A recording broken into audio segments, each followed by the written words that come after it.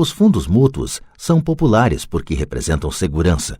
Os aplicadores médios dos fundos de pensão estão demasiadamente ocupados trabalhando para pagar impostos e hipotecas imobiliárias e têm dificuldade em poupar de modo a poder pôr seus filhos na faculdade e liquidar as dívidas do cartão de crédito.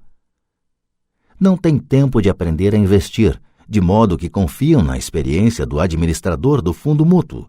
Como o fundo mútuo também inclui muitos tipos diferentes de investimento, tem-se uma sensação de segurança porque o fundo é diversificado.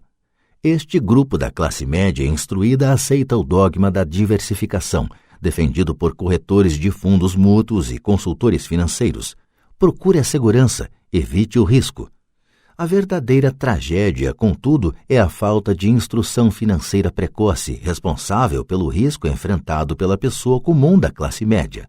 A razão é que precisam procurar a segurança porque uma situação financeira é, na melhor das hipóteses, precária. Seus balanços não fecham, estão atulhados de passivos, sem verdadeiros ativos para gerar renda. Em geral, sua única fonte de renda é o contra-cheque. Seu modo de vida depende totalmente do empregador. Sendo assim, quando os verdadeiros negócios de sua vida aparecem, essas mesmas pessoas não podem aproveitar a oportunidade. Elas devem procurar a segurança porque estão trabalhando muito, pagando impostos máximos e assoberbadas de dívidas. Como disse no início da sessão, a regra mais importante é conhecer a diferença entre um ativo e um passivo. Uma vez que você consiga entender a diferença, concentre seus esforços na compra exclusiva de ativos geradores de renda. Essa é a melhor maneira de dar o primeiro passo para se tornar rico. Continue fazendo isso e sua coluna dos ativos crescerá. Concentre-se em reduzir passivos e despesas. Isso aumentará o dinheiro disponível para continuar aumentando a coluna dos ativos. Logo, a base de ativos será tão profunda que você poderá permitir-se olhar para investimentos mais especulativos. Investimentos que podem ter retornos que variam de 100% ao infinito. Investimentos em que $5.000 podem se transformar rapidamente em $1 milhão ou mais. Investimentos que a classe média considera demasiado arriscados. O investimento não é arriscado. É a falta de simples inteligência financeira, a começar pela alfabetização financeira, que leva o indivíduo a ser muito arriscado. Se você fizer o que as massas fazem, você estará na seguinte situação. Como empregado possuidor da casa própria, seus esforços no trabalho em geral resultam no seguinte. 1. Você trabalha para alguém. Os esforços e o sucesso da maioria das pessoas assalariadas ajudarão a garantir o sucesso, o enriquecimento e a aposentadoria do dono da empresa e de seus acionistas. 2. Você trabalha para o governo. O governo fica com uma parte de seu contra-cheque antes mesmo que você veja o dinheiro. Ao trabalhar mais, você simplesmente aumenta o montante de impostos que o governo arrecada. A maioria das pessoas trabalha de janeiro a maio apenas para o governo. 3. Você trabalha para o banco. Depois dos impostos, sua maior despesa é, em geral, a hipoteca imobiliária e a conta do cartão de crédito. O problema decorrente de simplesmente trabalhar mais é que cada uma dessas 3 parcelas leva consigo uma parte maior de seu esforço. Você precisa aprender a fazer com que seus maiores esforços beneficiem diretamente você e sua família. Uma vez que você decidiu cuidar de seus próprios problemas, como determinar seus objetivos, é necessário, em geral, dedicar-se à sua profissão e usar os salários recebidos para financiar a aquisição de ativos. À medida que os ativos crescem, como medir a extensão de seu sucesso quando alguém percebe que está rico, que tem fortuna? Da mesma maneira que tenho minhas definições de ativos e passivos, também tenho minha própria definição para a riqueza. Na verdade, eu a tomei emprestada de alguém chamado Buckminster Fuller. Alguns o consideram um charlatão e outros um gênio vivo.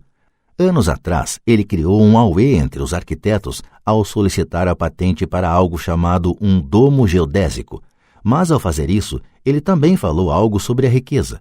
Parecia à primeira vista muito confuso, mas depois de relê-lo algumas vezes, começou a fazer sentido. A riqueza é a capacidade de uma pessoa sobreviver tantos dias a mais ou, se eu parar de trabalhar hoje, por quanto tempo poderei sobreviver? Ao contrário do patrimônio líquido, a diferença entre ativos e passivos, que frequentemente está repleta com o lixo caro e as opiniões de pessoas sobre o valor das coisas, esta definição cria a possibilidade de desenvolver uma mensuração verdadeiramente acurada. Poderia assim medir e saber realmente em que pé estou em termos de meu objetivo de tornar-me financeiramente independente. Embora o patrimônio líquido frequentemente inclua ativos que não geram dinheiro, como objetos comprados e agora abandonados num canto da garagem, a riqueza mede quanto dinheiro seu dinheiro está gerando e, portanto, sua sobrevivência financeira. A riqueza é a medida do fluxo de caixa gerado pela coluna dos ativos em comparação com a coluna das despesas. Vejamos um exemplo. Digamos que o fluxo de caixa da minha coluna de ativos gere $1.000 por mês e que eu tenha despesas mensais de $2.000. Qual é a minha riqueza? Voltemos à definição de Buckminster Fuller. Usando essa definição, quantos dias para frente posso sobreviver? Consideremos um mês de 30 dias. Por essa definição, eu tenho um fluxo de caixa suficiente para meio mês. Quando eu tiver alcançado um fluxo de caixa gerado por meus ativos de $2.000, então eu serei abastado. Ainda não estou rico, mas sou abastado. Agora eu tenho uma renda gerada por ativos a cada mês que cobre totalmente minhas despesas mensais. Se eu desejo aumentar essas despesas, preciso primeiro aumentar o fluxo de caixa gerado por meus ativos para manter esse nível de vida.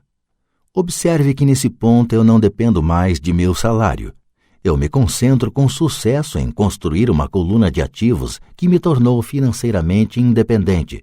Se eu largar meu emprego hoje, eu poderei cobrir minhas despesas mensais com o fluxo de caixa gerado por meus ativos. Meu próximo objetivo poderia ser empregar o excedente de meu fluxo de caixa no reinvestimento em mais ativos.